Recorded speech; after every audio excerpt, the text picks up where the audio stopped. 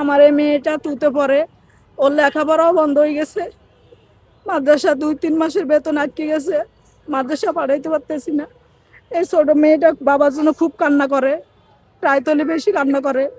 মাননীয় তারেক রহমান, আপনি আমাদের পাশে এসে দাঁড়ান, আমাদের স্বামী সন্তান আমাদেরকে ফেরত দেন। আমরা 16টা ফ্যামিলি আজ ঢাকা শহর এখানে আসছি। আমাদের স্বামী সন্তান, মার মা কোস্টগার্ড তাদেরকে ধরে নিয়ে গেছে।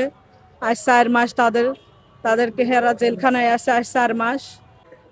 মাসের 25 তারিখে সাগরে যায়, তখন মাসের 25 তারিখে সাগর যায়, যা বঙ্গোপসাগর থেকে তারা জ্বরের কবলে পড়ে, তখন বর্ডার ক্রস করার অপরাধে তাদেরকে 6 মাস জেল দেয় ওখানে।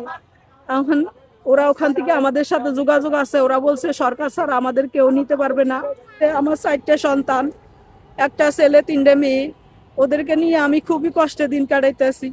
আমার এই মেয়েটা তুতে পড়ে, ওর লেখাপড়াও বন্ধ হয়ে গেছে। মাদ্রাসা 2-3 মাসের বেতন আটকে গেছে, মাদ্রাসা পাঠাইতে পারতেছি না। এই ছোট মেয়েটা বাবার জন্য খুব কান্না করে, প্রায় তলে বেশি কান্না করে। ওরা বলছে সরকার স্যার আমাদের কেউ নিতে পারবে না, তোমরা যেভাবে পারো আমাদের এখান থেকে নেওয়ার ব্যবস্থা করো। ওরা 16 জন মানুষ খুব অসুস্থ, গাও পসরা বেশি পসরা উঠে খুব অসুস্থ হয়েছে। খানা দানা খুব কষ্ট, খানা দানা দেয় না ঠিক মতো। এই মাসের 15 তারিখ আমার স্বামীর সাথে কথা হয়েছে। 1 মাস 17 দিন পর আমার স্বামীর সাথে কথা বলছি, এই মাসে 15 তারিখে। ওখানে খুব অসুস্থ আছে, বলছে যেভাবে পারো আমাদের এখান থেকে নেওয়ার ব্যবস্থা করো, আমরা এখানে থাকলে আমরা মারা যাবো, আমরা বাঁচবো না। মাননীয় তারেক রহমান, আপনার কাছে আকুল আবেদন, আপনি আমাদের স্বামী সন্তান ফিরিয়ে দেন।